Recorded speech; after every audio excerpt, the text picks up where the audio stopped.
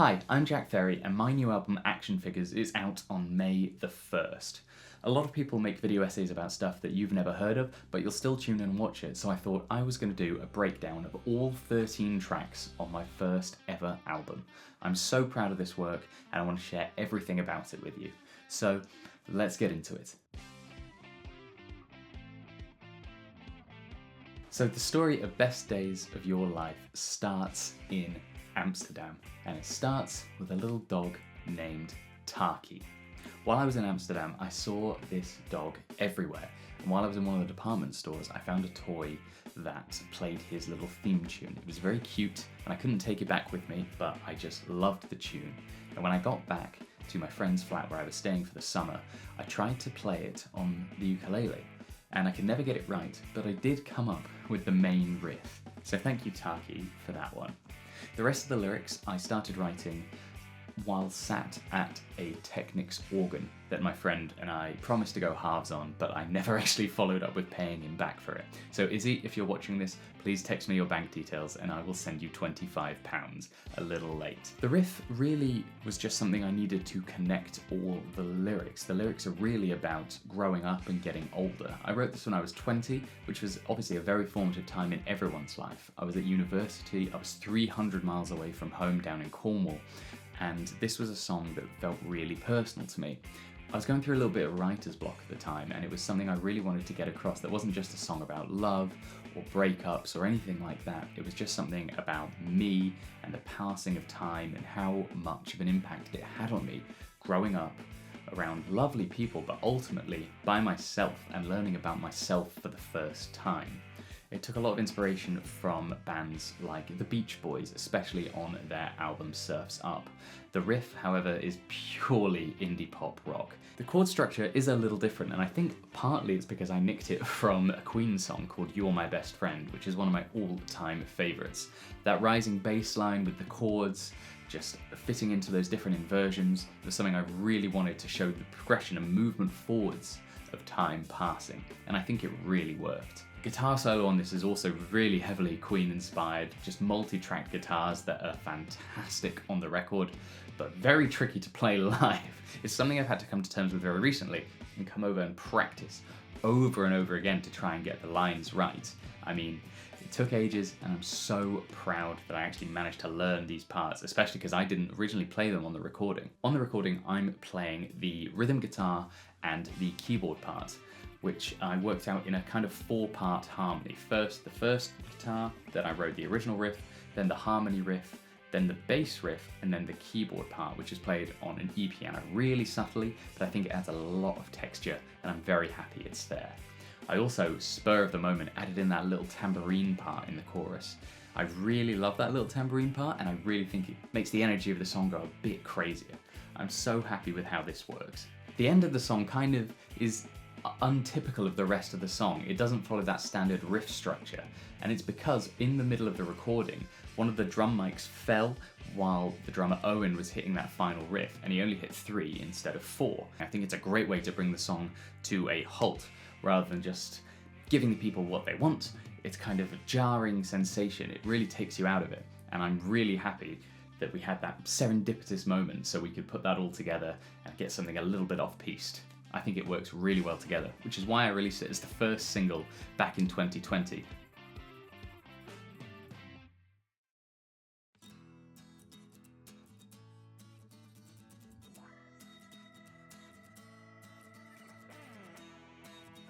One Man Band is actually one of the oldest songs on the album. I wrote it back when I was 16 over the summer holidays in between my GCSEs and my A-levels. And the original conceit of it was called Left Behind. It was kind of a song about being forgotten and loneliness. But after a while I thought about Left Behind and the kind of religious Christianity connotations, and I didn't really want that to be involved. I'm not a religious person, but it just definitely wouldn't have fit for me at all. The riff, I was initially playing it at the beginning on the acoustic guitar, the riff that comes in on the organ and the electric guitar doubled. That was originally right at the beginning, just an acoustic guitar riff with some heavy stabs on the 1 and 2s. But I changed it up when I came to record the demo as part of my university audition portfolio. and I think it works a lot better this way. The electric guitar coming in, the bass and the sweeping organ, which I've definitely taken inspiration from Elvis Costello and the Attractions, or maybe even the Doors, as I was listening to a lot of them at the time. When I originally wrote that riff, I played it to everyone I could find because I was so sure I'd ripped it off from somewhere. Like, I couldn't believe that no one had done this riff. It sounded so instantly recognizable to me. Obviously, that's just because I'm messing around with the major scale, but immediately I was like, I've stolen this, and I played it to all my friends, my music teachers, my guitar teacher, my piano teacher at the time, and said, do you know this riff? And they all said, no, it sounds like something I've heard before though. And that's kind of what I was aiming for with this track, just to make sure that it was instantly familiar and instantly recognizable. On this track, I played the acoustic guitar and the organ parts. Now, I am obsessed with Hammond organs, with combo organs. Anything like that. I love Elvis Costello, I love the Doors, I love the Animals. Anytime it's used on a Monkees song or a Beach Boys song, I'm just obsessed with it. And so I had to have it on this as the main riff. Mostly at the time, because when I was recording the demo, I didn't have an amp to record into, and I also did not have a good audio interface that could replicate a good amp sound, so I just played it DI'd on the organ, and I think it sounds amazing. I'm glad I've kept that through because it gives a real retro kind of vibe to the song. The music video I shot with my friend Katie Bailey, who is the front person and lead singer and songwriter for the band Hey Bailey that I play keyboards and trumpet for. The music video initially was the idea that I would be multi-tracked or superimposed upon other images of myself, but I thought I wanted a bit more of a narrative kind of thing, and Katie Bailey was more than happy to murder me live on camera. I'm so happy with how the karaoke track turned out. I even bought a green screen t-shirt specifically for that music video. We spent the whole day going around Camden in London, posting up pictures of myself in Katie's flat, and just making sure she seemed absolutely deranged. In reality, Katie's a very lovely person whose songs are brilliant, and I'm so glad she was able to help me out with this music video. I'm so happy with it because I directed it and filmed it myself using this old camcorder. It is a camcorder I've had, I think, for about 13 years now, and the quality, if you can see here, it boasts 720 HD. My, how technology has changed.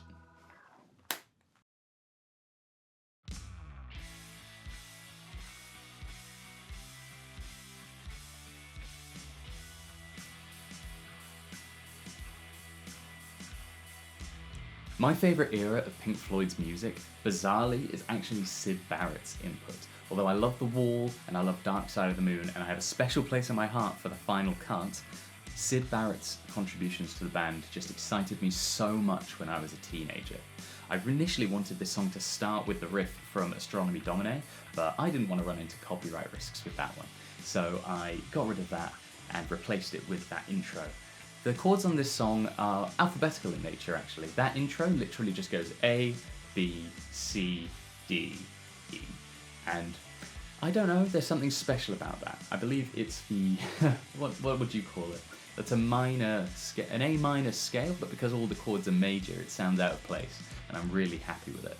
The most prevalent chord in it is the E major, which is directly from Astronomy Domine. Like, Syd Barrett is just going over that E to E flat over and over again on that track, and I wanted to capture a kind of more bluesy rock essence, so it goes from A to G to A. No, it doesn't. Come on, man, you should know your own chords. It goes from E to G to A. This also is the track that has the least amount of people performing on it.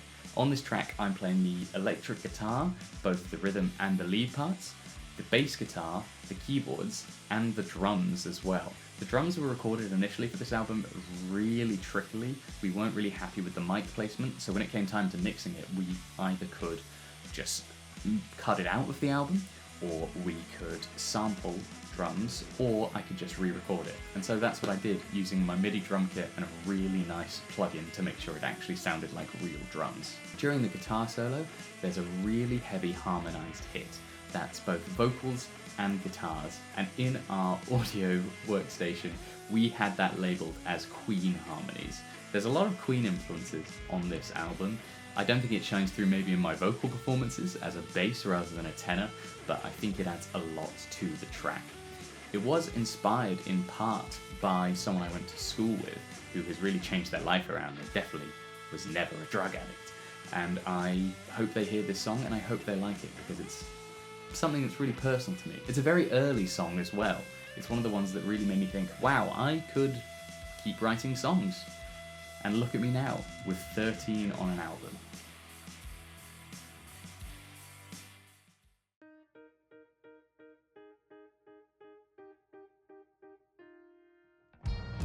Strangers is a song I wrote after my first ever breakup, age 16.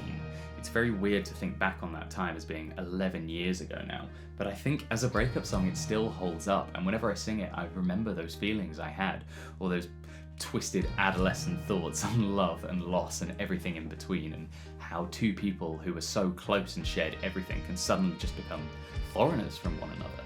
Although I'm a very different person from the man I was, or the boy I was, when I was 16, I still feel those feelings very, very deeply. Initially when I recorded it, it was just the acoustic guitar doing the riff over and over again. I did double track the harmonies and superimpose myself over that, but in the end, I decided to revamp it completely when I did a recording project in high school. Initially, it was a duet sung by myself and my good friend Ashley. We performed it at a talent show at our school, and it went down very well. But on the album version, I decided to just do it myself because honestly, I haven't seen Ashley since 2017, and I hope she's okay. This song also was my first ever radio play back in 2016, when I shared the demo with BBC Introducing in Cornwall, and they played the duet version with myself and Ashley. I was so proud of myself that I actually tweeted it out to my school, where I recorded the piece, and they gave me a retweet, which is very cute. The piano part is really a transposition of the guitar part. It took me ages to figure out how I was going to teach this to my band without resorting to sheet music, but in the end I just gave up and downloaded MuseScore. There's only so many ways you can write E flat slash B flat, E flat slash A flat, and so on and so on. The drums in the middle, the timpanis, I did record live originally at my school, but when you live in London and you've got a small recording space like this, you don't really have the room for a timpani. So they are synthesized, but they sound just as good as the real thing if you close your eyes. Highlights on this track include Kelly Morris and Matt Smith's backing vocals. They have such a phenomenal quality when they mesh together that I don't think anyone else could have sang this alongside me, and I wouldn't have wanted it any other way. It's a sad song, but it's a relatable song, and it's a song I am so, so proud of.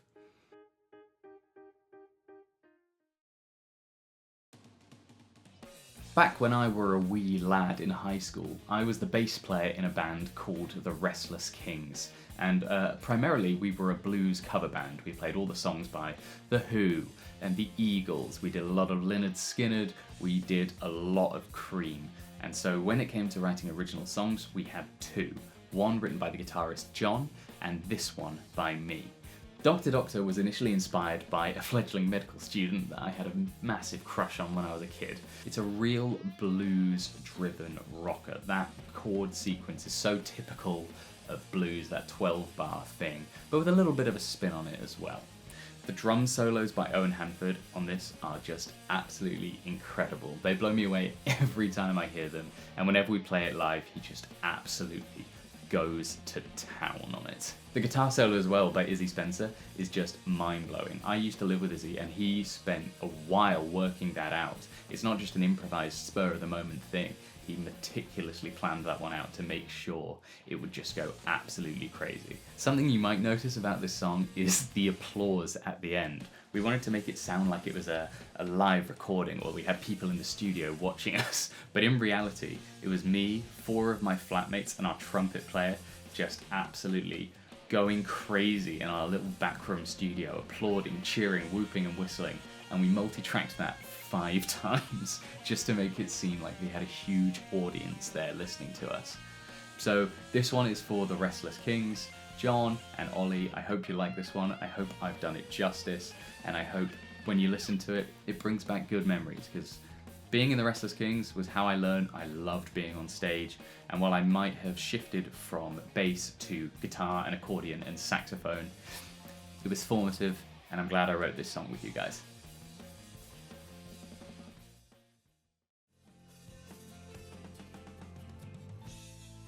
This song is another one of those teenage angsty breakup songs. I actually wrote it based off a text I received while I was in the middle of an argument. Me and my partner at the time had gone out shopping, we stepped into a Waterstones amidst a fight, and we read books on other sides of the shop, and I get a text from them saying, "Are we alright? Are we having a fight?"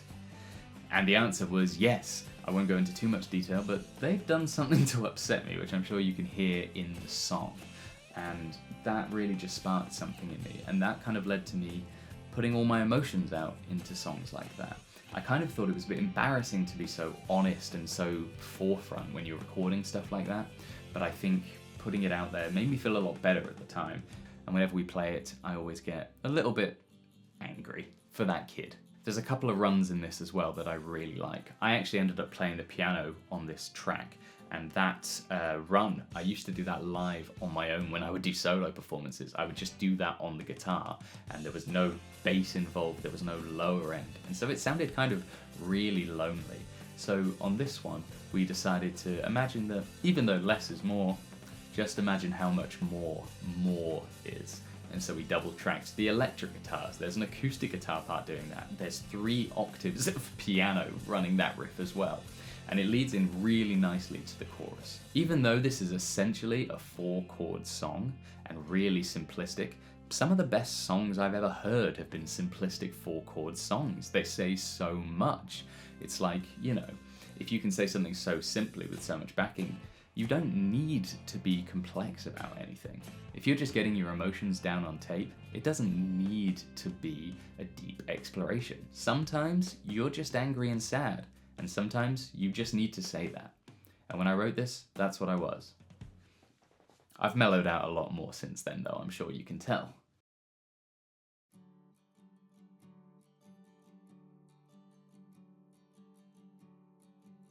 This song is maybe the most personal one on the album, and I think it shows a real development in my songwriting.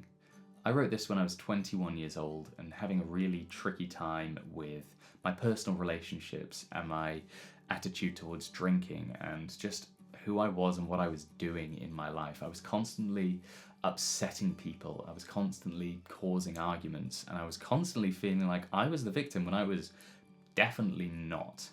And so this song is really about that. It's really about that feeling of unjust betrayal. It's a lot angrier than I really meant it out to be, and it's a lot more bitter and sad and depressing.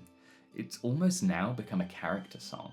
When I wrote it, I really felt that way about the subject of the song, but now I just think, who was that kid who had all that rage and sadness and bitterness in the song? I think it's a really beautiful song. I'm so happy with the lyrics. I think the wordplay is really nice. I think it flows really well. There are so many bits of the songs that I could pick out. It's exactly the kind of song that if I heard it, I would think, oh my gosh, this person is speaking directly to me, especially if I'm in a moment of weakness or something. It's one of those songs that I think people who have ever felt a bit betrayed, who have ever felt a bit lonely, who have ever, well, I suppose had their heart broken in one way or another, will relate to. That desperation, that longing to be seen and heard, and when you go looking for something, maybe you'll get hurt by it too. This is another song that I wrote in my friend's flat over one summer. I was messing around with the G major chord in this shape here, and just while I was noodling, I slid it up to the 10th fret, and when you play it like that, it becomes a D sus 4 chord. I really loved the way it rang out, and so I worked around the fretboard trying to find different inversions of chords that would make the song. And I'm really proud of this one. In a way, it sounds jazzy and ethereal, and that's got a lot to do with Isaac's part on the guitar. Crucial to this song as well, other than Isaac's ethereal guitars, are Kelly Morris's backing vocals. They're just so beautiful. Kelly is such a fantastic singer and performer, and to have them in my band has just been a blessing all this time.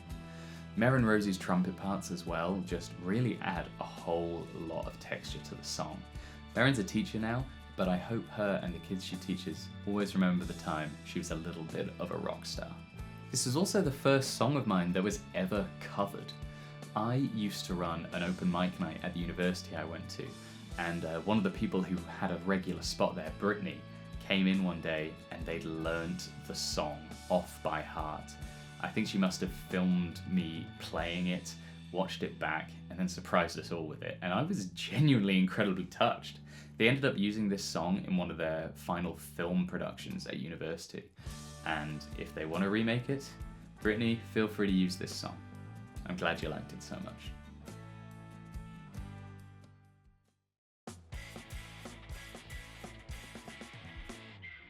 I Don't Know What I'm Doing With My Life is a song that convinced me that I wanted to write songs. After I finally got the chords and lyrics down, I was bizarrely impressed with myself. I didn't know I could make something like that, and here I was with a song that sounded like a pop hit from 2010.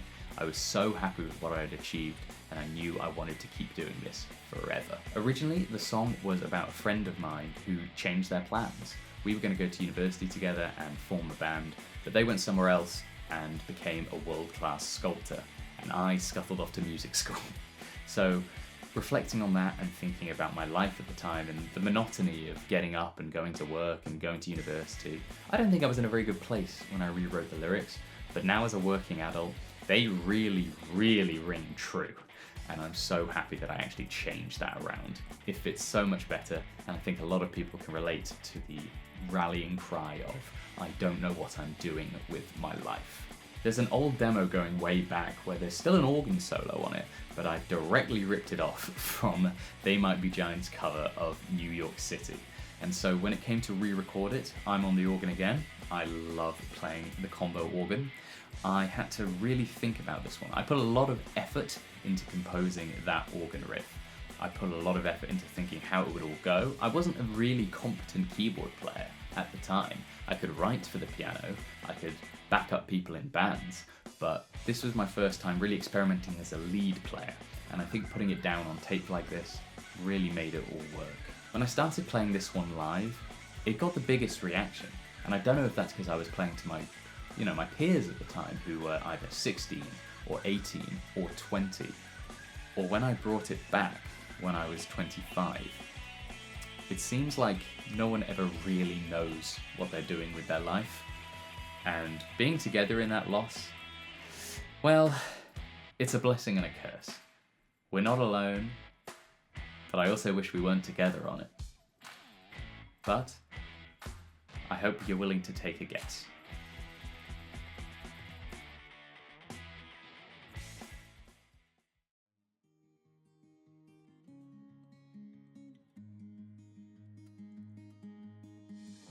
This is another very deeply personal song. The house I grew up in as a child was also the house my father grew up in. When I wrote this song, I was thinking back on the first time I went home after university for the summer. I got home and I looked around and it didn't feel like home anymore. It felt like I was just a guest in a house that I knew very well and a house that I had a lot of memories for. But I still felt like just a guest.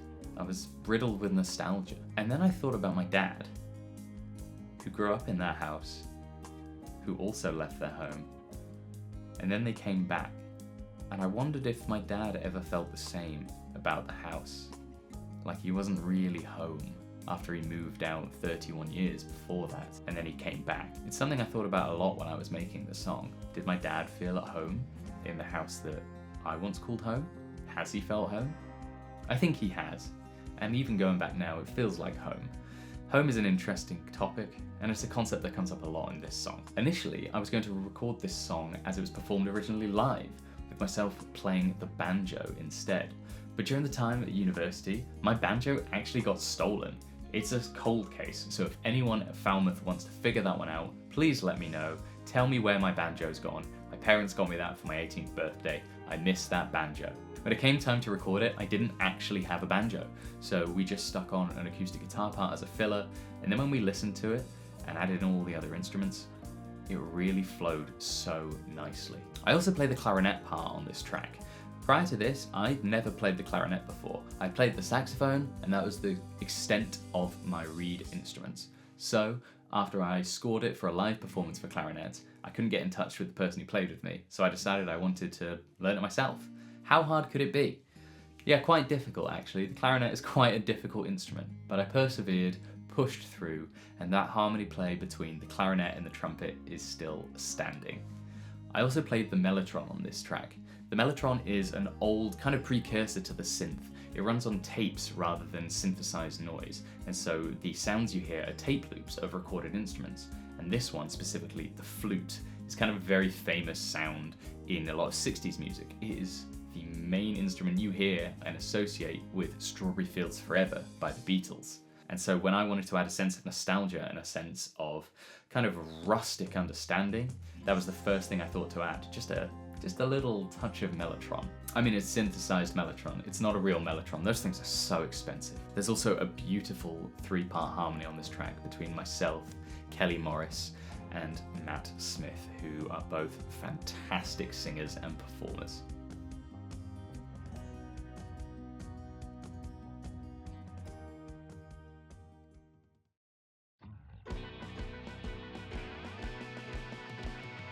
Similarly to Dr. Doctor, Stare Into His Soul was a song I wrote for another one of my bands. I was in a funk soul group called Madame President, and we had, well, all of us would take turns singing lead vocals, writing songs, and swapping around instruments. And so I thought the concept of the verses being a gentleman singing and then the choruses being a woman singing, we would have our 2 female lead vocalists, Maya and Lena, sing while I would sing the male part. Unfortunately, the band broke up before we could actually get into the studio with this one, and so selfishly I decided to keep it to myself. After I took it away from the band, I decided I wanted to sing all the choruses myself just to keep a sense of cohesion alongside it. But when we came to play it live, I would play a saxophone solo. And going from that saxophone solo to a really low, soft chorus became very difficult. And that's where Kelly Morris comes in. Kelly is a bass player that I've been working with for ages, and they are not only a fantastic bass player, they are a wonderful singer. And when we came to play it live, I knew I wanted them to sing that final chorus, just to add a little bit of pizzazz. You can stream all of Kelly's music on Spotify or Apple Music, wherever you get your music, and you can also see them playing bass in the West End musical 6. I'm so lucky to work with someone so talented, and I'm so happy to have them on this album.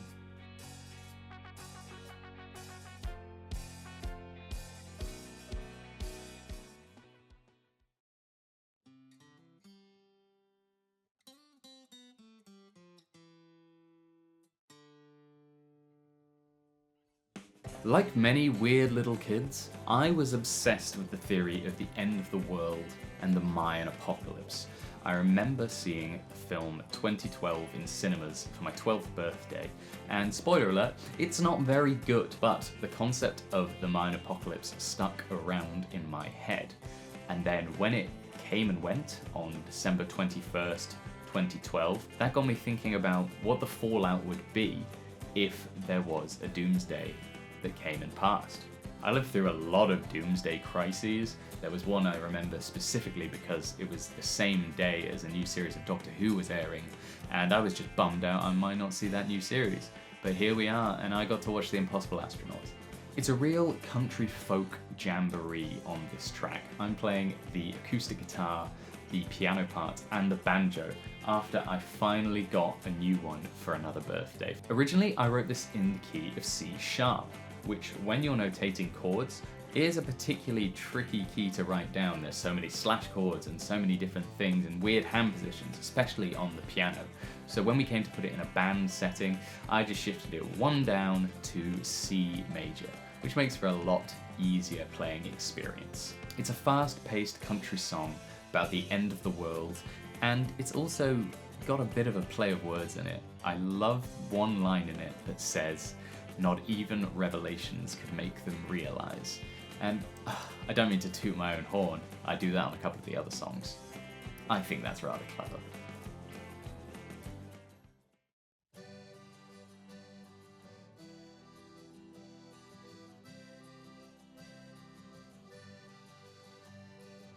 One of my writing techniques for a long time was coming up with titles first and then writing the song around them. And this is one of those songs. The Morning After the War kind of invoked, for me, a fallout scenario, a bit of destruction that you've got to wade through, not too dissimilar from 2012, but with a definitive ending. And although I'm not the first person to ever compare a relationship to war, this one changed the way I write and kind of influenced how I would use metaphors going forwards in my writing. It's a very simple structure in terms of chords. It's another one of those almost 4-chord songs, but it's meant to be. It's a folk song in a way, as you can tell from the 12-string guitar and the accordion that I play on this track. Initially in the second verse there was a completely different line at the end. Initially the lines went, "With no iron curtain, one thing's for certain, the grass is colder on the other side." And after speaking to one of my lecturers about that, he said that kind of invoked a few things about World War II and Stalinism, and I don't particularly love World War II and Stalinism, so I changed the lyrics to be, "In this war of attrition, there's no ammunition that we wouldn't use just to make it stop." This song also doesn't really have any choruses. It's kind of sung through like a musical in a weird way. It's just 3 verses and a bridge. And I like it that way. I like that kind of turnaround that you hear in folk music, where it's like a verse, then almost a reminder of the song you're singing. And it's something I really wanted to put across in this one. It's another one of those angsty breakup songs, but the angst is sad this time, and it reminds you that you're not the center of the world when something awful is happening to you. Some days you'll have the worst day of your life, and the next morning you've still got to go to work.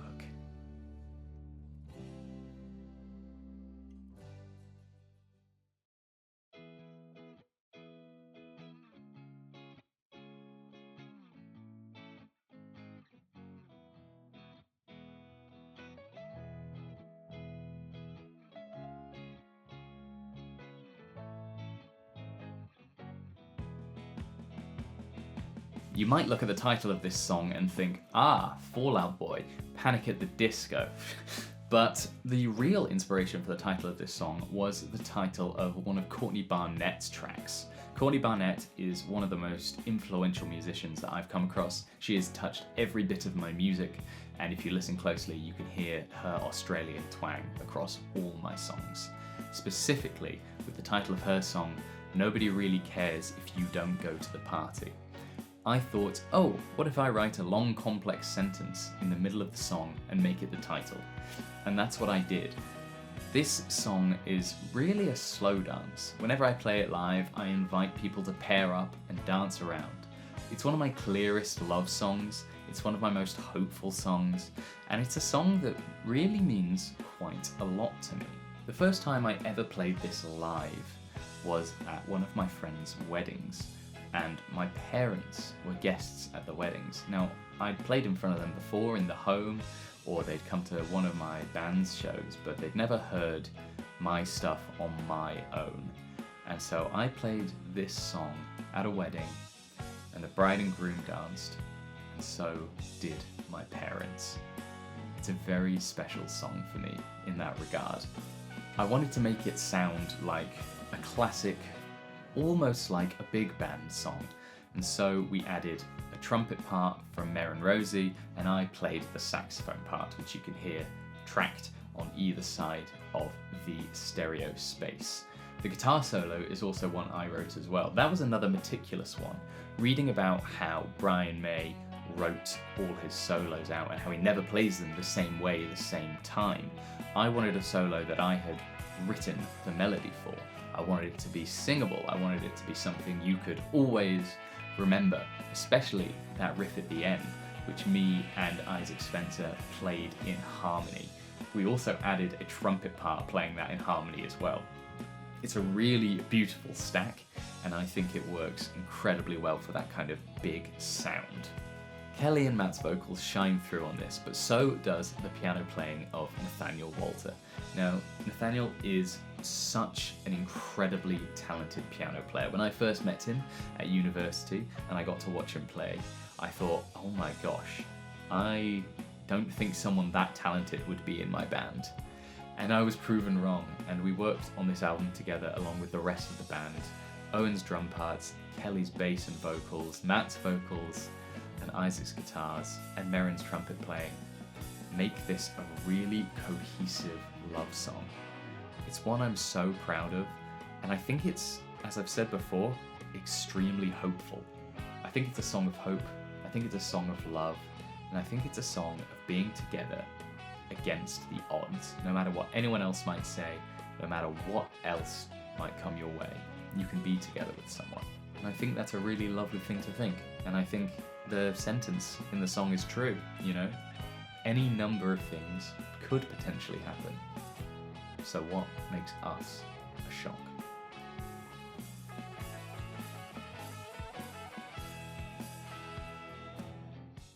If you made it to the end of the video, thank you so much for listening to me ramble about my 13 songs on my album, Action Figures. This has been a real labour of love and something I've been working on for over a decade now. It's something I'm so proud of. I'd love for you to listen to the whole album, which you can do by going to the link in the description, going to your preferred music supplier and just having a listen. Leave a comment on this video and let me know what your favourite song was, what you liked, what you didn't like, and what you think of the whole thing. At the end here, I just want to thank everyone who was involved in the production of this record. First, the musicians. Isaac Spencer on guitar, Kelly Morris on bass and backing vocals, Nathaniel Walter on piano, Owen Hanford on drums, Merrin Rosie on trumpet, and me on guitars, bass, drums, keyboards, accordion, saxophone, clarinet, and banjo. I also want to thank the technical people who worked on this. Firstly, Jake Wild, who engineered everything. He recorded all the drum parts for us. He did a lot of the reamping for the keyboard parts and the guitar parts, and I'm so happy with that. Then Matthew Smith, the producer and singer and occasional guitarist on this album. I lived with Matt for a number of years. He was a fantastic producer and he got the best performances out of me that he could. And I'm so grateful for his input, how we talked about the album, and how closely we worked on it. Life got really busy for Matt because he's a working musician, and so I was very grateful for all his hard work on it, and it wouldn't be the same without him. And finally, the person who mixed and mastered the album, Lechner. I am the keyboard player and saxophone player for Lechner and his band, and so in return he offered to mix and master this album. Working with Lechner is just fantastic. We think the same way about a lot of things. We think the same way about songwriting and production and how a song should turn out, and we really have a close connection in those kinds of terms. So working with him on this was just phenomenal. He listened to all my notes and did everything he could to make it sound as good as it does now, and I will always be grateful for that. I'll always be grateful for everyone who contributed to the production and performance on this album. I also want to thank Tiffany J. Day for the wonderful album cover. It was something I thought about for a while, how I wanted to portray it. Initially, I was going to get a little circle tattoo here and shave my arm and make it look like a point of articulation. But I'm terrified of needles, so we worked out a compromise, and I think the album's really great. As I record this, there's a trend in the social media space to use ChatGPT and generative AI to make an action figure of yourself. And I'm gutted that people are talking about action figures and art about AI. This album is a labor of love that was created by people who are talented, by people who trained hard on something. They didn't steal their talent from anywhere else. They might have been inspired by acts that came before them, but the work they did on this is their own talent, perseverance, and hard work. There was no AI used in the creation of any aspect of this album. It was a labor of love, and I'd love for you all to hear it. Thank you so much to everyone I just mentioned. Thank you to you for watching this video. Please give it a listen. Let me know what you think. And I hope to see you again soon.